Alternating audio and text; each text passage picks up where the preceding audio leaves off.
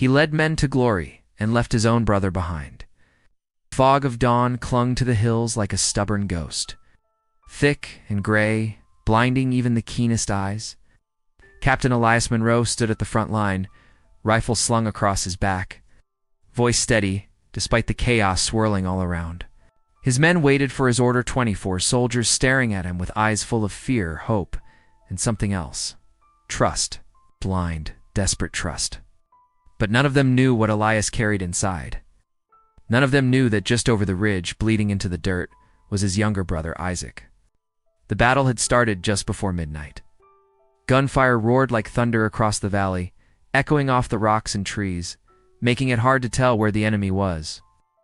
Elias had led his unit through the thick woods, crawling through mud, ducking under fallen branches, moving like ghosts under a sky that never seemed to lighten. Their mission was simple: flank the enemy, take out the anti-tank position, and signal the main battalion. They had trained for this exact move a dozen times. Elias had drilled them until their muscles moved on memory alone. They trusted him because he never failed them, until now. It happened too fast. A mortar landed just 10 feet behind them, throwing Isaac off his feet. Elias had heard the scream. No, not a scream, more like a guttural cry. He turned in time to see Isaac crumple, clutching his side, blood pouring between his fingers. Elias had frozen for half a second. His little brother, his only family, was down. But then the radio crackled. "We're taking heavy fire, Captain. We need that flank now." Elias looked to his men, then back to the smoke where Isaac had fallen. One of his corporals, Myers, shouted, "Sir, orders." That was the moment. The exact second when everything shifted. Elias clenched his jaw, raised his hand, and pointed forward. "We move," he told himself later, that it was the right call. That they couldn't have saved the others without sacrificing Isaac. That the mission had to come first. But it never stopped hurting. It followed him in his dreams, in the silence between battles, and especially when he faced his men who called him a hero. They completed the mission. Took out the gun nest, called in reinforcements, and opened a path that helped push back the enemy line. He was awarded the Bronze Star, commended for bravery. His name went up in reports and news clips. Captain Elias Monroe, the field genius who led 24 men to glory. No one mentioned Isaac. No one even knew. He didn't put it in the report. Back at base camp, Elias went to the medic tent. They had brought in bodies, some alive, some barely. He'd walked the rows, heart pounding like a drum. But Isaac wasn't among them. Not even a body. It's just a dog tag, bent and smeared with blood, handed to him by a private who looked away when Elias took it. He told himself maybe Isaac was taken prisoner. Maybe he crawled away and was rescued. But deep down, Elias knew. He had left his brother behind, and now that guilt had grown roots inside him. Years passed, but the war never really ended for Elias. He moved up in rank, led more men, fought more battles. But something inside him had changed. He stopped smiling. It stopped writing letters home, though there was no one left to write to. He kept Isaac's dog tag in his breast pocket like a thorn pressed to his heart. The nightmares started quietly, just whispers at first. Isaac's voice in the dark, calling out his name. Then came the dreams, as it crawling toward him, eyes wide with betrayal, screaming as Elias turned away again and again. By the time he left the service, Elias was a shell of himself. Decorated, respected, but hollow. No wife, no kids, no friends he hadn't left behind somewhere. Just medals he didn't care about, and a silence that screamed louder than any battlefield. Then one day, years later, a letter arrived marked, "No return address." Inside was a photograph, a bearded man in ragged clothes standing with villagers in a war-torn country. Elias dropped the picture. He knew that face. It was Isaac. "I don't know," Elias whispered. "Maybe because I couldn't carry it anymore. Maybe because part of me hoped you'd hate me, so I could finally hate myself properly." Isaac chuckled, bitter and hollow. "Don't worry, I do." Elias swallowed the lump rising in his throat. "Then let me help. Whatever you're doing here, let me join. I'm not looking for redemption, Isaac. Just something." Isaac looked him dead in the eye. "You want to help? Fine. You can start by scrubbing latrines." Then he walked away. Elias followed him again. Not as a captain, not as a brother. Just a man trying to clean up a mess that could never truly be cleaned. The days in that forgotten village blurred into each other like the smudged pages of an old diary. The sun rose hot and unforgiving, and the nights brought only silence and mosquitoes. Elias didn't sleep much, not because of the insects or the heat, but because every time he closed his eyes, he heard Isaac's voice again. You made sure of that. True to his word, Isaac put him on the dirtiest jobs. Latrine duty, hauling water barrels, cleaning out infection buckets from the makeshift medical tent. Elias didn't complain. Not once. Not even when younger volunteers gave him side eyes and whispered. He worked from sunrise to sunset until his fingers blistered and his back ached. Somewhere in the labor, he felt something unfamiliar creep back in purpose. Isaac mostly avoided him, but every now and then, Elias caught him watching. Not with kindness. Not yet. More like curiosity. Suspicion. Like he was waiting for Elias to break and leave again. But Elias didn't leave. A week passed. Then another. Elias stared at the photograph until his hands started to shake. It wasn't a trick of the light. That face, though older, worn, and marked by deep lines, was unmistakably Isaac's. The eyes gave it away. Those same stormy eyes that used to glare at him whenever he tried to act like the big brother. The same eyes that pleaded with him the night he left him behind. Elias sat alone in his dim apartment, the photo clutched tight. No letter, no explanation. It's just a single image that brought back everything he tried to bury. For a moment he thought it was some cruel prank, but deep down he knew it wasn't. He felt it in his bones. The background in the photo showed a torn-up village mud huts, burnt-out vehicles, children in rags. Africa, maybe? Or somewhere in the Middle East? It didn't matter. What mattered was that Isaac had lived. Elias had left him for dead. But somehow his brother had survived. And all this time he never reached out. Why now? Elias didn't sleep that night. He sat at the kitchen table, turning the photo over and over like it might suddenly give him answers. Guilt tangled with a surge of hope he didn't want to admit. Was this a second chance or a punishment? By morning, he'd made his decision. He had money saved up. No wife to convince. No job tying him down anymore. He was going to find Isaac. He started with his old contacts, military intelligence, NGOs, some journalists he'd worked with overseas. He was retired, but his name still carried weight. He sent out feelers, shared the photo quietly. Within a week, he got a lead. A field doctor stationed in South Sudan claimed to have seen a man who fit Isaac's description working with a group of rogue volunteers in a conflict zone near the border. They called him Ghost because he never spoke about his past, never stayed in one place long. Elias booked a flight the next day.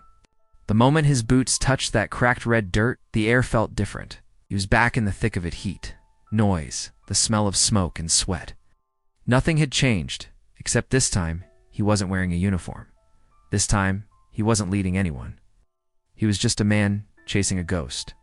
He hitched rides with aid convoys, passed bribes to border guards, and walked miles through scorching sun. Every night, he replayed that moment on the battlefield, the split second he chose duty over family.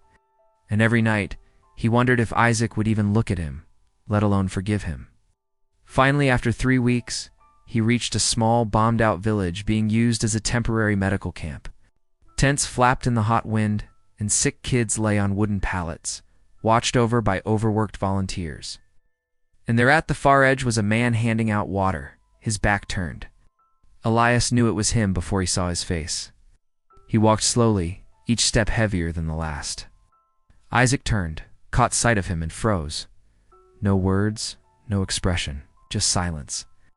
They stood there for what felt like hours. Then Isaac turned away and kept walking. Elias followed. "I thought you were dead," Elias finally said, his voice low. Isaac didn't stop. "You made sure of that." Those 5 words hit like bullets. Elias felt his knees go weak, but he kept walking beside him. "I made a decision I have to live with every day. I didn't come here to justify it," he said. "I came here because I saw the photo. I needed to know if you were real." Isaac finally stopped and turned to face him. His beard was fuller, his body leaner, hardened by years of survival. But those eyes hadn't changed. "Real, I'm real." I'm the man who crawled through a burning forest with shrapnel in his ribs. The man who learned how to stitch his own wounds while waiting for death. The man who waited for his brother and waited on, then stopped waiting. Elias had no words. Isaac looked away. Why now? On the 13th day, gunshots cracked in the distance. It's not close, but close enough to get everyone moving. Elias grabbed supplies, helped the children into shelter, and followed the protocols Isaac had clearly drilled into the camp. It was chaos, but controlled chaos. Isaac was already barking orders in his low, firm tone, guiding people to safety like he had done this 100 times before. When it was over, and the gunfire faded into silence, Elias found himself standing beside his brother for the first time in days. "You handled this place like a damn general," Elias said softly. Isaac didn't look at him. "Someone has to." "You think medals do that?" Elias didn't flinch. "No. Medals don't mean a damn thing." That made Isaac glance at him, just for a second. Something shifted in his expression. Not forgiveness, but less fire. Later that night, Elias sat outside the medical tent, sipping lukewarm water. He looked up at the stars. How different they looked out here. Clearer, like they could see into you. Isaac sat down beside him, silent at first. "Why'd you really leave me behind?" he asked finally. Elias clenched the cup in his hand. "Because I was scared, not of dying, of failing, of losing the mission, of being the guy who couldn't finish the job." Isaac let out a dry laugh. "And you think I cared about the mission while bleeding into the dirt?" "I don't expect you to forgive me," Elias said. "But I want you to know it wasn't because I didn't love you. It was because I loved them all, I thought. I thought I had to choose." Isaac didn't respond for a while. Then he said, "I waited, for hours. I kept thinking he's coming back, he has to. Even when I was passing out, I believed it." Elias lowered his head. "I failed you." "Yeah, you did," Isaac said, voice cold. "But you also survived. And now you're here. I don't know if that's worth anything, but maybe we'll find out." That was the closest thing to forgiveness Elias had heard in years. Next morning, things were different. Slightly, Isaac started talking to him like a real person, not just another body. He even let him assist with minor medical tasks, changing bandages, calming patients. The work gave Elias something he didn't expect: peace.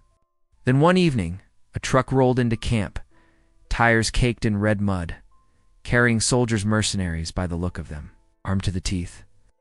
Their leader, a man with a sharp accent and sharper eyes, asked for the ghost. Isaac stepped forward. "I'm the one you want." Elias tensed.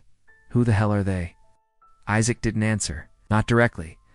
He walked up to the truck, spoke in hushed tones with the leader, then turned to Elias. "They want help evacuating a village being targeted by rebels," he said. "It's suicide." Elias looked him dead in the eye. "Then we go." Isaac raised a brow. "You're not trained for this kind of thing anymore. I don't need training to protect people." Isaac stared at him for a long moment, then nodded once. "Gear up. We leave at dawn." It was the first time in years they would be heading into danger together. But this time, Elias swore he wouldn't leave him behind. They rode in silence, the truck bouncing over cracked dirt roads that led deeper into rebel territory. The mercenaries kept to themselves, rough men with cold eyes, their rifles held like extensions of their arms. Elias sat across from Isaac in the back, their knees almost touching, but neither said a word.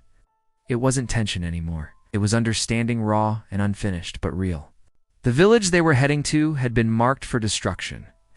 The rebels, angry about losing ground, were torching settlements, suspected of helping aid workers. Isaac had been here before.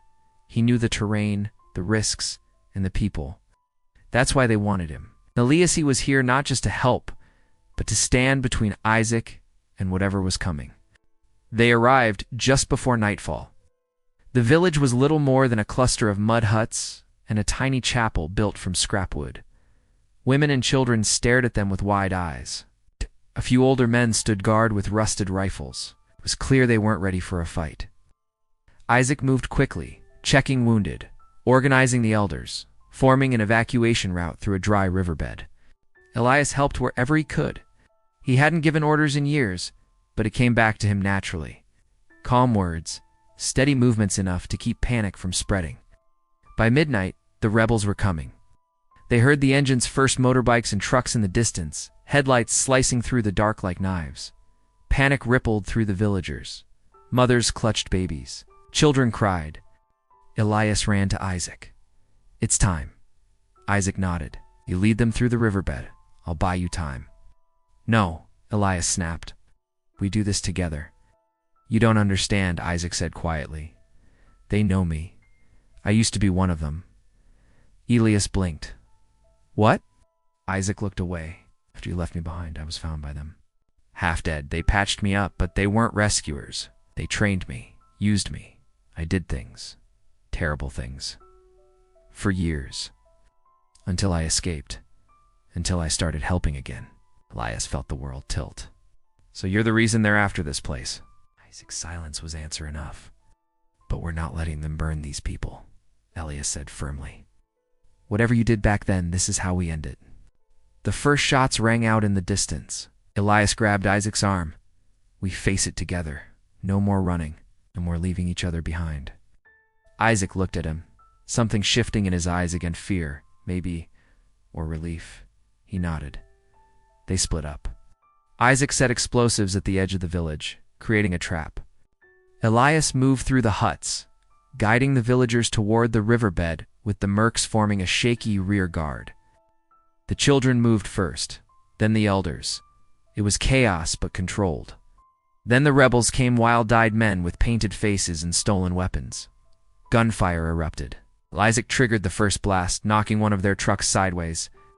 That bought them minutes, but not enough. Elias spotted Isaac across the field, crouched behind a low wall, pinned down.